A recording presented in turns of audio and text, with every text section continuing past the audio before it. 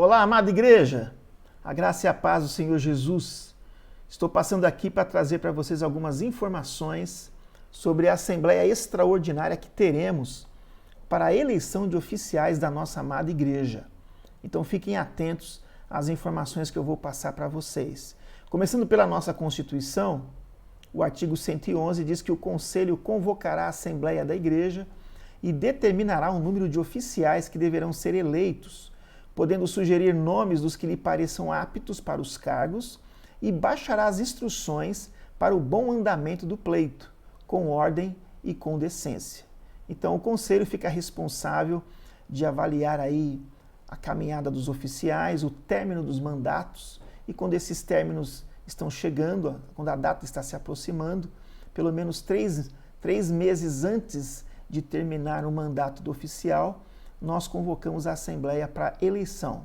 Então é exatamente isso que vai acontecer e nós estaremos dando para vocês as instruções deste pleito. O parágrafo único diz que o pastor, com antecedência de ao menos 30 dias, instruirá a igreja a respeito das qualidades que deve possuir o escolhido para desempenhar o ofício. Então, provavelmente no mês de junho, nós estaremos passando para vocês as bases bíblicas, constitucionais, para que vocês possam estar devidamente instruídos como membros da igreja para votarem. O artigo 112 diz que só poderão votar e ser votados nas assembleias da igreja local os membros em plena comunhão cujos nomes estiverem no rol organizado pelo Conselho, observado o que estabelece o artigo 13 e os seus parágrafos. Então, nós temos aqui a base constitucional para marcarmos a Assembleia e realizarmos a Assembleia Extraordinária e realizarmos a eleição de oficiais. Pois bem, algumas informações importantes que eu vou passar para vocês agora. A Assembleia Extraordinária será no dia 11 de julho.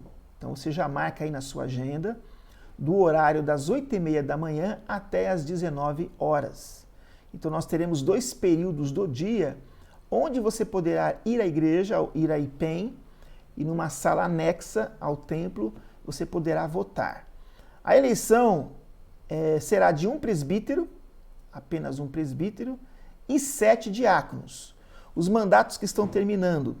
No presbiterato está terminando o mandato do presbítero Aguinaldo Moraes Ramos, então o conselho resolveu manter apenas uma vaga mesmo, e também está terminando os mandatos dos diáconos Júlio César Ribeiro, Paulino Pereira dos Santos Filho, Vilécio Santos Costa Filho. Então esses irmãos poderão, se assim quiserem, participar da reeleição, e no caso da diaconia, nós vamos acrescentar aí mais 4 vagas além destas 3, justamente pelas demandas que a nossa junta diaconal tem hoje, tá ok? Então é este quadro que temos diante dos mandatos que estão terminando e as vagas que serão oferecidas. As indicações de nomes poderão ser feitas até o dia 31 de maio de 2021. E daqui a pouco eu vou falar para vocês como é que será essa indicação, como que será o formulário desta indicação. Então preste atenção nesse detalhe, tá bom? As entrevistas, depois que tiverem as indicações, as entrevistas serão feitas pelo Conselho da Igreja, que avaliarão os nomes indicados. Então, ainda além da indicação da igreja, que daqui a pouco eu vou explicar, nós teremos as entrevistas. As pessoas eleitas terão um mandato de 5 anos. 5 anos para poderem estar dando o seu serviço à igreja como presbítero ou como diácono eleito. A posse daqueles que serão eleitos será no dia 10 de outubro de 2021, que é exatamente quando termina o mandato dos oficiais que até então estavam atuando na igreja. E nós fazemos a eleição pelo menos 3 meses antes, por isso que a eleição é dia 11 de julho. Para que as pessoas para que haja assembleia, na verdade, nós precisamos de um quórum de 1/3 dos membros comungantes. Então é muito importante você, como membro, que tem direitos e deveres, né? E um dos seus deveres é participar da Assembleia. Se você não vier, se nós não tivermos pelo menos 1/3, nós não poderemos fazer a Assembleia. A Assembleia não terá o seu devido valor. As cédulas serão fornecidas na eleição, então nós teremos ali uma sala, como eu disse, com uma comissão de apuração, onde você receberá a cédula com os respectivos nomes para que você possa votar. Serão eleitos os que tiverem pelo menos um terço dos votos da Assembleia. Então, essa Assembleia ela será um pouco diferente. Geralmente nós fazíamos metade mais um para ser eleito, e aí nós tínhamos muitos escrutínios em algumas ocasiões, e sendo um terço dos votos, serão eleitos os mais votados, que terão que ter pelo menos um terço dos votos. Então isso nós vamos explicar ao longo do processo para vocês posteriormente, tá bom? Se houver empate, né, então algumas questões que nós já estamos considerando, é eleito o de maior idade. Se houver algum impedimento, vamos supor que alguém foi eleito, mas até o dia da posse teve algum conflito, o candidato seguinte, mais votado, assumirá a vaga. Então pode ser qualquer tipo de impedimento. Nós já colocamos essa cláusula para que a igreja fique informada. Os horários de apuração serão das 8h30 às 11h30. Então nós teremos uma comissão de apuração que estará ali neste horário, recebendo os irmãos, independente se você vier no culto de manhã ou não. Então das 8h30 às 11h30 você poderá aparecer na IPEM e realizar o seu voto. Como também das 17 às 19 horas. Então quando for 19 horas, a comissão fecha o livro e trará os resultados para que os pastores anunciem à igreja, já depois do culto, tá bom? Então a comissão de apuração terá 2 presbíteros, 2 diáconos, com a participação do secretário de atos. Então o conselho vai escolher 2 presbíteros e 2 diáconos que estarão trabalhando nesta comissão para apurar os votos. Vou deixar para vocês aqui, já previamente, algumas qualificações bíblicas para o oficialato de presbítero e diácono. O interessante é que tanto para o presbítero como para o diácono, essas qualificações são praticamente as mesmas. Ou seja, a questão da integridade do obreiro e o seu comportamento na família é exigido praticamente a mesma coisa dos 2 grupos. E aí nós temos as bases bíblicas em Atos 6, do verso 1 ao 7, 1 Timóteo 3, de 1 a 13, Tito 1, de 5 a 9 e 1 de Pedro 5, de 1 a 4. Então você deve orar e observar se as pessoas que você vai indicar possuem essas características. Devem ser homens cheios do Espírito Santo, homens sábios, irrepreensíveis, temperantes, sóbrios e modestos, hospitaleiro, não dado ao vinho, não violento, mas cordato, inimigo de contendas, não avarento, não neófito, ou seja, não novo na fé. Homens que sejam respeitáveis de uma só palavra, não cobiçosos de sorte da ganância e que sejam pessoas experimentadas. Também, quanto às suas qualificações familiares, que seja marido de uma só mulher, que governe bem a sua casa, que crie seus filhos sobre a disciplina do Senhor, com todo o respeito. E no que diz respeito à família e à própria comunidade, que tenham boa reputação e bom testemunho dos de fora. Então, basicamente, são essas qualificações quanto à integridade pessoal do obreiro, seja ele presbítero ou diácono, como também quanto às suas qualificações familiares. As qualificações ministeriais é quanto aos dons e talentos. Então, quando eu disse que em relação à integridade do obreiro e à família, as características são basicamente as mesmas, já as qualificações do serviço, do ministério, são diferenciadas. Por exemplo, os presbíteros são aqueles que vão cuidar do governo da igreja, portanto devem ter o dom da liderança, devem ter o dom do ensino, devem ser aptos para ensinar ou pregar, ou dirigir grupos, dar aula na IBD, por exemplo. Deve também ter características de pastoreio, porque o presbítero é um guardião da igreja, ele cuida da igreja, ele cuida das ovelhas, juntamente com os pastores. E também o presbítero exerce disciplina, por isso que ele precisa ter aquelas características e deve ter, no que diz respeito ao fazer, quanto ao ministério, características como esta: governo, ensino, pastoreio e disciplina. Já os diáconos, eles têm uma característica de serviço, né?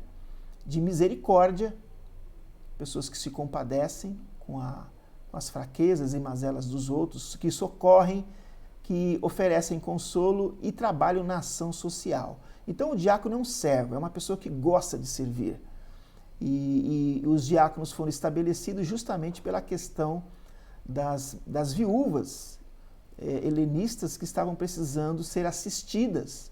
Então o diácono tem um ministério de misericórdia, de socorro, de consolo, de ação social, ele auxilia pessoas. Então nós temos aí esse importante ministério que deve ser cumprido com excelência.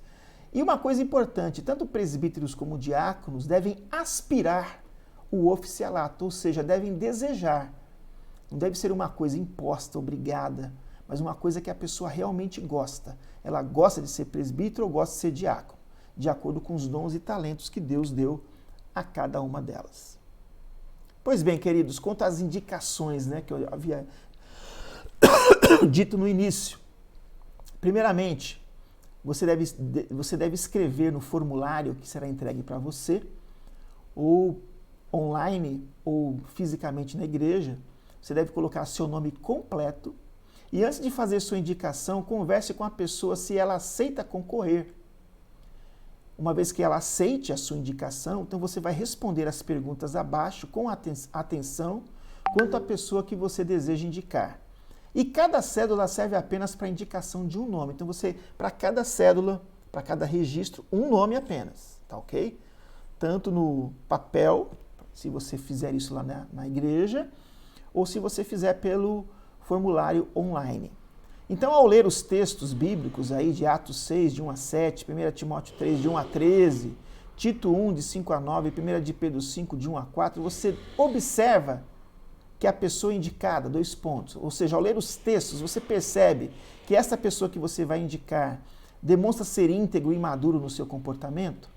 É um exemplo na família como marido, pai, líder? Ele é um cabeça no seu lar? Ele demonstra ter dons e talentos nas áreas de serviço, misericórdia, socorro e ação social? Ou seja, essa pergunta está indicando se ele tem condições de ser um diácono. A outra pergunta, demonstra ter dons e talentos para ministrar a palavra, ensinar e pastorear pessoas? É uma pessoa que tem facilidade para ensinar, por exemplo, na escola dominical, com pequenos grupos, trabalhar discipulado?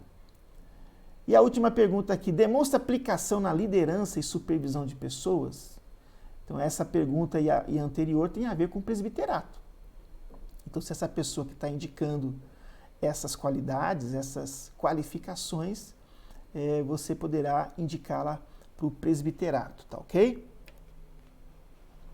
A cédula ainda vai ter outras questões para que você avalie o engajamento da pessoa com a igreja. Essa pessoa que você vai indicar frequenta regularmente os cultos da IPEM e a escola dominical, dirige ou participa de algum grupo pequeno, demonstra gostar da comunhão da igreja e investir em vidas, é alguém que gosta de gente, demonstra estar alinhado à forma de governo da Igreja Presbiteriana do Brasil e ao seu corpo de doutrinas, ou seja, essa pessoa ela aceita a forma de governo presbiterial, representativa que nós temos, ela é uma pessoa que aceita as doutrinas da igreja, porque não adianta se a pessoa, de repente, tem uma visão diferente, querer ser oficial da igreja.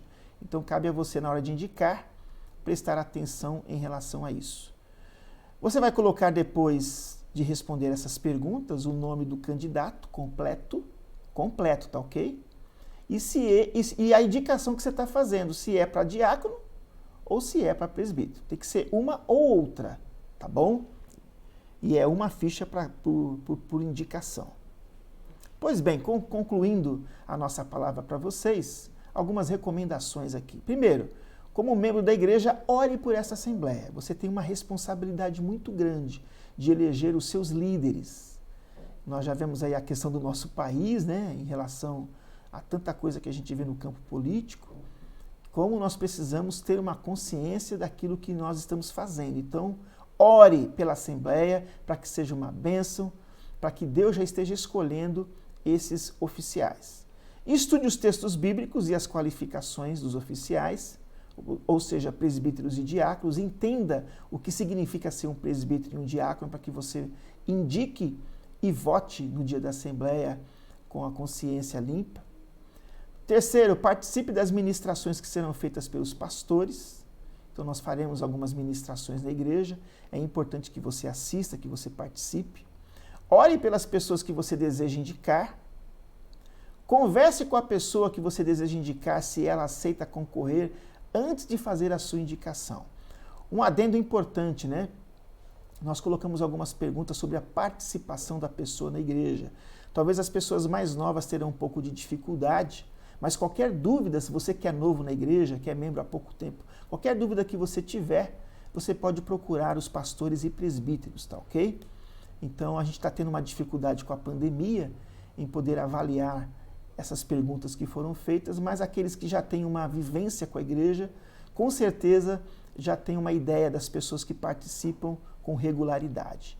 Um item importante, não faça campanha, tá bom? Deixa que o Espírito Santo ele esteja manifestando a sua vontade soberana através do seu voto. Fique atento à data da Assembleia e participe nos limites de horários estabelecidos. Então, já no dia 11 de julho, veja que horário que você vai vir e já deixe tudo agendado. E por fim, ame a sua igreja e ore pela sua liderança. Meu desejo, amados, é que possamos ter uma assembleia tranquila, abençoada. Qualquer dúvida que você tiver previamente, já se dirija aos pastores e presbíteros para que as suas dúvidas sejam sanadas e no dia da assembleia tenhamos uma assembleia tranquila, que vai iniciar-se no culto de manhã e terminar no culto à noite com o resultado, podendo você participar durante o dia, trazendo ali o seu voto. Que Deus abençoe a todos, estamos à disposição, que o Senhor Jesus abençoe a sua igreja. Um forte abraço a todos.